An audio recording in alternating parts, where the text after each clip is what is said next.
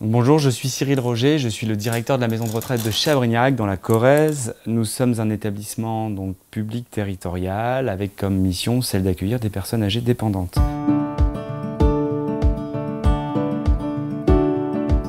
On dispose de 49 places d'hébergement permanent, 3 places d'hébergement temporaire et 6 places d'accueil de jour. On vient de terminer un gros projet de rénovation, agrandissement de notre établissement qui avait été ouvert en 1992 et n'avait jamais connu de rénovation. Et les travaux ont débuté en mai 2015 et se sont achevés en septembre 2017. Notre volonté, c'était de rénover complètement notre établissement et de refaire un outil neuf avec tout le confort qu'on pouvait offrir à nos résidents. On voulait rééquiper complètement notre établissement, sachant que notre souhait à nous, c'était de n'être que en radio, pas de filaire, considérant qu'un résident, quand il a besoin de nous, n'est pas forcément à côté d'une poire ou dans un lieu fixe et précis. Et on a fait le choix de votre société Intervox pour renouveler notre équipement. Pour moi, c'est très sécurisant. On a ça sous la main, dans n'importe quelle condition. Moi, je ne le pose jamais, ni nuit, ni jour.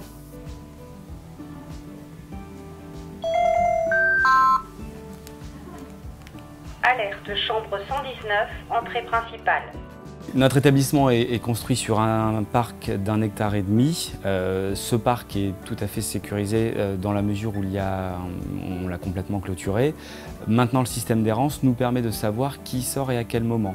Et en fonction du résident, puisque le système nous permet de voir qui sort, les équipes savent si elles doivent intervenir rapidement pour reprendre un résident qui serait sorti même dans le parc, ou si elles doivent simplement avoir une vision lointaine du résident qui serait sorti dans le parc. Et puis après, il y a la troisième catégorie de résidents qui, pour le coup, eux, peuvent sortir dans la mesure où ils sont parfaitement autonomes, tout simplement.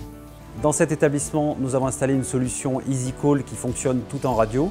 Cette solution se compose dans un premier temps au niveau de l'équipement des résidents de déclencheurs portés qui leur permet d'émettre des appels d'urgence ou d'être localisés en cas de fugue. Ces appels arrivent soit dans un premier cas sur des beepers spécifiques, soit on peut les retransmettre sur les téléphones de l'établissement, les téléphones en DECT.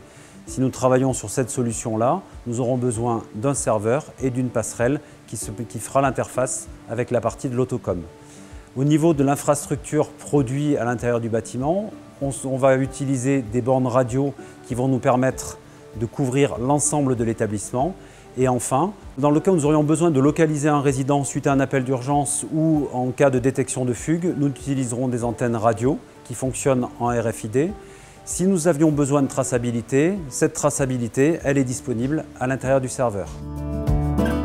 Ce que j'apprécie aussi dans notre partenariat, c'est le fait qu'on puisse vous demander des évolutions. Et effectivement, la prochaine évolution qu'on attend de vous, c'est une demande de mes équipes, celle de pouvoir communiquer quand un résident appelle par la voix, donc en utilisant le téléphone, puisque grosso modo, elles estiment que 20 à 30% des appels pourraient se régler sans aller voir le résident sur place. Suite aux évolutions demandées par M. Roger, nous aurons la possibilité d'installer dans tout ou partie des chambres des transmetteurs téléphoniques de type Néo qui fonctionneront sur une ligne analogique et qui permettront d'avoir une communication vocale entre les soignants via leur téléphone et les résidents avec ce boîtier qui se retrouvera à l'intérieur de la chambre.